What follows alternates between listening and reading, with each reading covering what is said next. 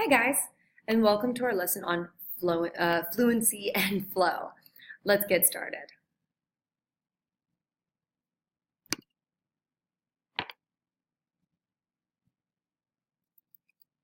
All right, so the more familiar of the two words is probably flow.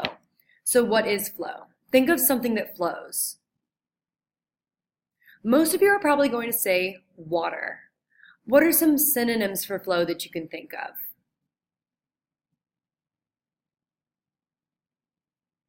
So things that are smooth, that move, that have sort of waves. Flow can be something that is physical, like the way that water flows.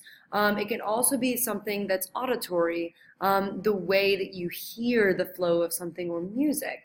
Writing has its own flow, which we will be looking at today. So sentence fluency goes hand in hand with flow. As you can see, the synonym for sentence fluency itself is flow. The definition is the rhythm and flow of the language, the way writing as a whole works together through transitions and logical connections. So how do you judge something like sentence fluency and flow? That seems like a really hard thing to grade. That is the sound of the word patterns, the way in which the writing plays to the ears and to the eyes. How does it look on the page and sound when read out loud? That's the test. Fluent writing has cadence, power, rhythm, movement, and it's free of awkward word patterns that slow down the reader's progress. Sentences vary in length, beginning, structure, style, and are well crafted that the reader moves through the piece with ease. So let's break that down a second. Sentence fluency consists of two main parts that we just talked about. One, how sentences look to the eye and how they sound to the ear. So how sentences look to the eye is judged on how it looks on the page. We should see sentences varying in length, beginnings, structure, and order, and are so well crafted that the reader moves through the piece with ease. We're also looking at, again, how they sound to the ear. How does it sound when read out loud? That's the test. Fluent writing has cadence, power, rhythm, and movement. But what does that mean? Let's first just start with how sentences look to the eye. Length. Sentences should vary in size, some long, some short. This creates a variation in the flow. Beginnings. You want to try out different ways of starting your sentences. Don't always begin with the obvious, like subject, verb, predicate. Sometimes begin with a phrase or a verb. Structure. Having well-structured and grammatically correct sentences is really important to good writing. This is where all of the sentence diagramming that you did back in 7th grade comes into play. This also connects back to your mechanics. Order. The order that you put your sentences in overall is really important so that it logically transitions easily from one to the next, and so that the reader doesn't feel weird gaps or get confused. All right, so let's look at some sentence structure right here. Even though all of these sentences are similar in length, these are some ways and techniques to vary the sentence structure. So the first one is to make a statement. The furry puppy barked loudly while he waited in his crate. Okay, notice that that's a very easy, clear, simple sentence. Okay, we've got a puppy, he's barking while in his crate. Now we're going to communicate all of the same information, but this time we're going to ask it as a question.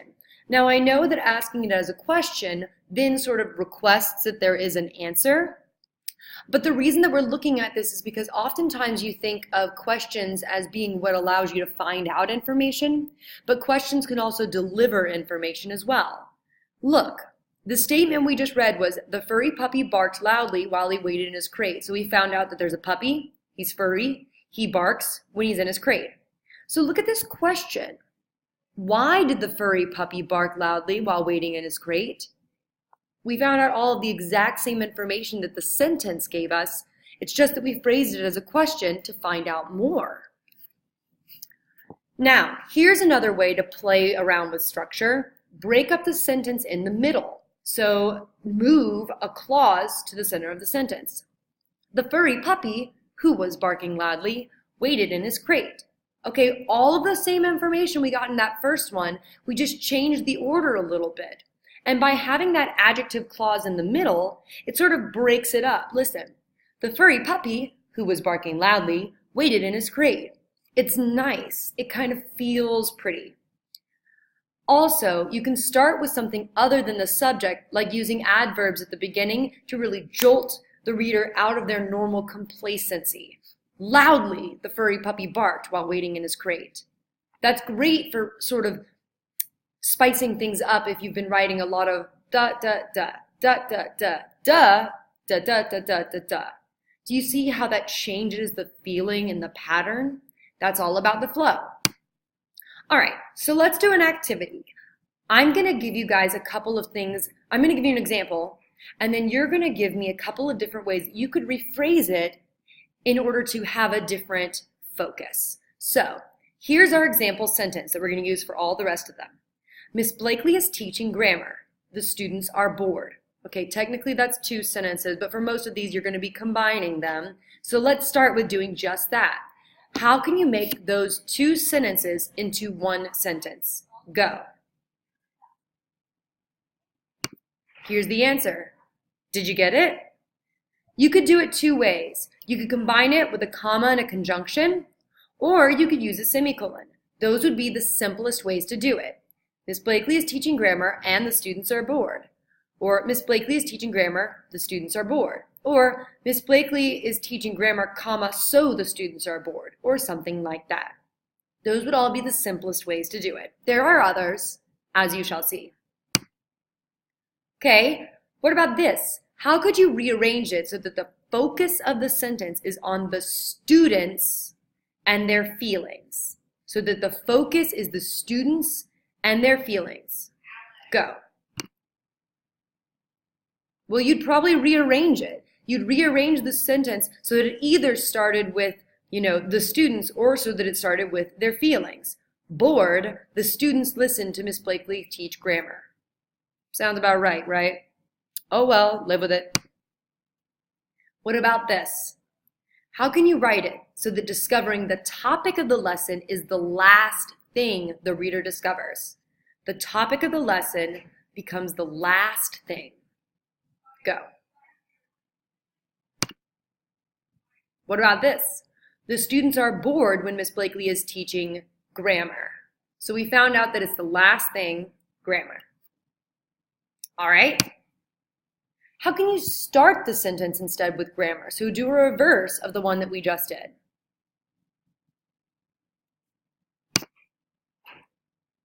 Did you get it? Grammar instruction is boring even when Miss Blakely teaches. I know, some things it's kind of tough. What about this? This is a two-parter. Number 5. Can you delete as many words as possible? How can you make this as simple and as short a sentence to give us all of that information? Now, how about you add words to make it really intricate, to tell us a story? All right, let's see the answers to those. Short, direct, and to the point might be something like, Miss Blakely's grammar lesson bores the students. That's as simple as it gets. What about this for a long story? Despite Miss Blakely's amazing lessons and techniques, the students' heads drooped and eyes glazed over as the lesson topic turned to their least favorite topic, grammar. Do you guys see how that really tells a story, adding all that flavor, that spice? There are times when you want it to be as short and direct as possible, and there are other times where you want to give more detail, more flavor, more emotion. And finally, speaking of emotions, can you play with the reader's emotions? Can you make us feel something? Can you be dramatic? Try it. Okay, what about this? Grammar, the terror of all students, was on Miss Blakely's agenda for the day, and the students were doomed. Bum-bum-bum-bum-bum. Yeah, right? Pretty dramatic. But there are times when that's needed too. So you have to remember that you have a huge arsenal of possibilities when it comes to the ways to communicate information. And that's really all in the details. And so a lot of people, when they're trying to figure out what makes someone a good writer, a lot of it comes down to, are you good at varying your sentences? Which is why so many people will stress grammar. But what they're really saying isn't so much grammar as in the mechanics and the rules, as do you know how to play with language in such a way that you're able to pull in the reader and to keep them interested, or to give them the facts when it's strictly necessary. And that's all about structure and flow. That's what really differentiates between a B writer and an A writer. So, let's talk about the 4 sentence types. You need to make sure you understand this because you are going to have to include and label at least one example of each of these sentence types in the cover letter assignment you're going to be creating. So these are the 4 sentence types. The first is simple sentence. It's just got one independent clause and that's it. So it's got a subject and a predicate and it makes one complete thought. The furry puppy barked loudly. Okay, that's it. We got furry puppy, he's barking, okay? Now, complex sentence is a little bit more complicated. That's why it's called complex. It's not super complicated though. All you're doing is you're adding a dependent, incomplete thought to the already complete thought. So in other words, you're taking a simple sentence and you're just adding one more dependent clause to it so it gets a little bit more detailed. So, while waiting in his crate, the furry puppy barked loudly. Okay, so we've got that same base sentence, the furry puppy barked loudly. This time we've added while waiting in his crate. Now you can tell that this is not a sentence by itself when you read it by itself. So, while waiting in his crate, you need something else to complete that thought. That's how you can tell that that is a dependent clause. All right? Now, let's look at what's known as a compound sentence. A compound sentence takes 2 different simple sentences and combines them together. In science, when you hear about compounds of elements, you're taking element 1 and element 2 and bringing them together to make a compound, okay? Same thing is happening here. Sentence 1, sentence 2, bringing them together. We already learned a little bit about this in our lessons on using semicolons as well as commas and conjunctions. So for example, the furry puppy barked loudly, sentence 1.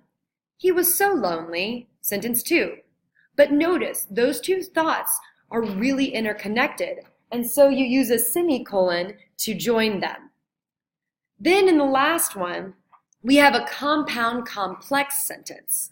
And with a compound complex sentence, you're actually kind of combining everything together. So you've got complex sentences, that's a dependent and an independent, and then you've got compound sentences, which is an independent and independent. So a compound complex is a dependent, an independent, and an independent. So usually these are the longest of the 3 sentence types.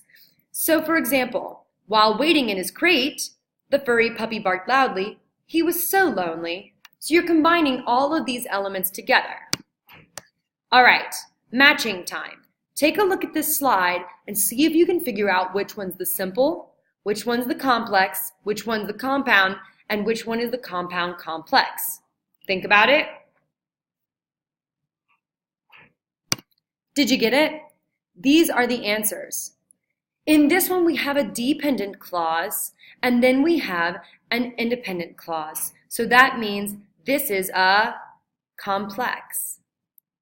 In this one, we have a dependent clause, we have an independent, and we have another independent. This semicolon really kind of gives it away. So that means this is a, oh, I'm sorry, wait. I'm sorry, this one, yeah, is the compound complex, my bad. This one, number 3, has a comma and a conjunction, so this has to be our compound. And finally, mandatory recess periods keep kids healthy. Well, that's just simple. Now, the second part is how sentences sound to the ear. We're going to pause and come back to that in 1 second. Were you starting to tune out, get bored, Perhaps me as a dragon will be more interesting for this second part of our lesson on how sentences sound to the ear. I'm not sure if dragons have ears, but like, I don't know. Mine doesn't, I suppose. I mean, I have ears, but whatever. It's pretty cool. Look, I have wings, guys. It's pretty sweet. And a tail. Can you see the tail? It's awesome. Okay. So, how sentences sound to the ear. That consists of 4 parts: cadence, power, rhythm, and movement. Let's take a look at each of those. So cadence is the flow of a sequence of sounds or words, the pattern, beat, rate, or measure of any rhythmic movement, the modulation of a voice. Power is the punch that words pack, the impact of your words that they leave on the reader based on the order in which you place them. The rhythm, movement with uniform or pattern reoccurrences of a beat, accent, or pauses, breaks, in the pattern. Poetic meter with specific alterations of strong and weak words, or a pattern of repetition, a motif, formal elements, anything that causes regular or irregular intervals in the same or a modified form. And finally, movement, the progress of events, a progressive development of ideas toward a particular conclusion, and the way that the reader is led or misled. So I'm a huge fan of Audible and books being read to me. I'm really into a good story being read out loud. I feel like there's just something magical about a well-written story. And the way that it's written can either excite us or lull us to sleep. It can be playful and bouncy, or slow and soft. It is short and simple. Sometimes it's long and complex. These are all key ingredients and have different effects on the reader. And this is why teachers say that you need to read your writing out loud as a way of proofreading it. The way it sounds to your ear and the way it looks on a page are often different, and you'll catch a lot of the mistakes that you make just by reading it. Now, you're going to listen to me read some stuff out loud. As I do, please note the following. Note the cadence, the way that it moves up and down. The power, the words that pop or stand out. The rhythm, the length and the distance between pauses, long or choppy. And movement, the pace and intensity. Is it fast or is it slow? Or does it change back and forth? Now, I want you to be thinking about how they do in terms of these 4 words. Don't just say good or bad like we've talked about before. All right, let's pause before we actually start reading our first story so that I can change out of this silly dragon costume.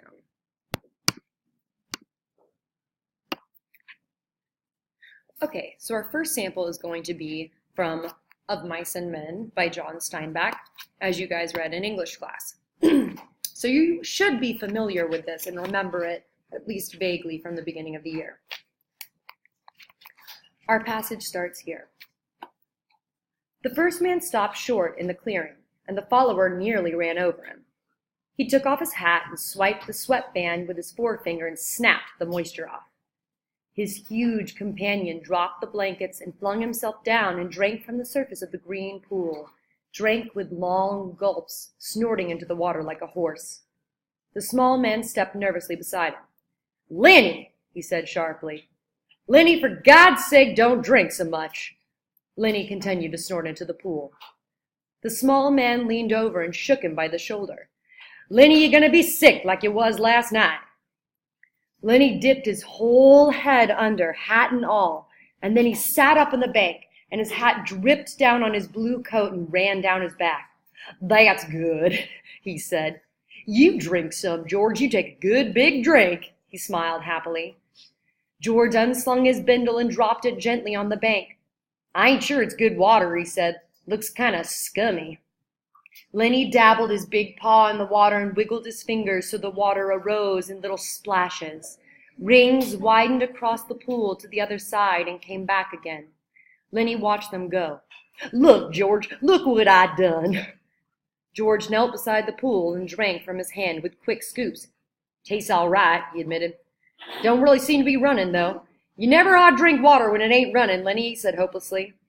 "You drink out of a gutter, you thirsty." He threw a scoop of water onto his face and rubbed it with his hand under his chin and around the back of his neck. All right, so that was our first sample. Now take a second and reflect on what you've just heard. How would you describe it? How would you describe the cadence, the way that my voice moved up and down, the power? What were some words that stood out or popped? Then, how would you describe the rhythm, the length of the distance between pauses? Was it long? Was it choppy? And the movement, how would you describe the pace and intensity? Was it fast or was it slow or did it vary? So take a look at the example of what we just read and what were some parts that you would qualify with different descriptions.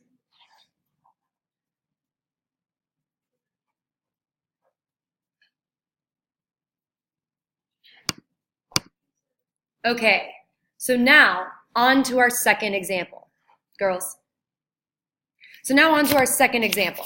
Okay, Ray Bradbury, which apparently is not all of y'all's favorite, but he's mine. So maybe as I read this, give it a second thought. Open your mind a little bit and see if as I read it, you encounter it in a slightly different way. Once as a child, he had sat upon a yellow dune by the sea in the middle of the blue, hot summer day, trying to fill a sieve with sand, because some cruel cousin had said, "Fill this sieve and you'll get a dime." And the faster he poured, the faster it sifted through with a hot whispering. His hands were tired, the sand was boiling, the sieve was empty. Seated there in the midst of July without a sound, he felt the tears move down his cheeks. Now, as the vacuum underground rushed him through the dead cellars of town, jolting him, he remembered the terrible logic of that sieve, and he looked down and saw that he was carrying the Bible open. There were people in the suction train, but he held the book in his hands, and the silly thought came to him, if you read fast and read all, maybe some of the sand will stay in the sieve. But he read the words, and it fell through, and he thought in a few hours there would be beauty, and here will be me, handing this over, so no phrases must escape me. Each line must be memorized. I will myself do it. He clenched the book in his fists. Trumpets blared. Denham's dentifrice.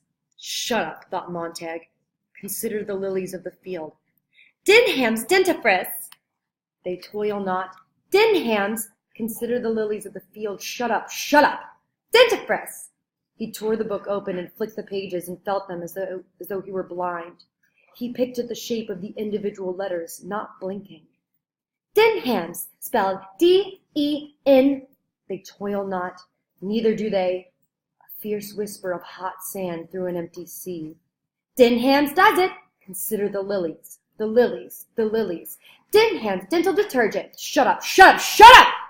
It was a plea, a cry so terrible that Montague found himself on his feet. The shocked inhabitants of the loud car staring, moving back from the train with the insane, gorged face, the gibbering, dry mouth, the flapping book in his fist. The people who had been sitting a moment before, tapping their feet to the rhythm of Denham's dentifrice, Denham's dentifrice, Denham's dental detergent, Denham's dentifrice, Denham's dentifrice, 1, 2, 1, 2, 1, 2, 3. Those people whose mouths had been faintly twitching the words dentifrice, dentifrice, dentifrice. The train radio vomited upon Montague. In retaliation, a great tonload of music made of tin, copper, silver, chromium, and brass. The people were pounded into submission. They did not run. There was no place to run. The great air train fell down its shaft in the earth. Lilies of the field. Denham's! Lilies, I said! The people stared.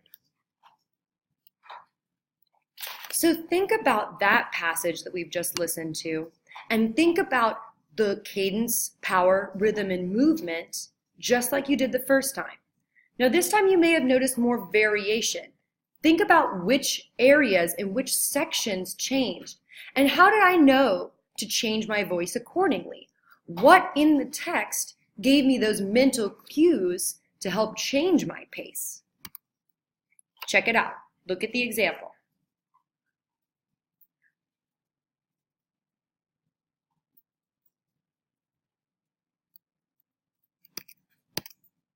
Okay, So that's it for our lesson on flow and fluency. Take a couple of seconds to review everything we've learned. Think about what you've experienced. Maybe if you learned some new things about sentence structure and how to change the focus, and how you can think about the way you write things, create a pace in the reader's head and a focus. All right, bye guys.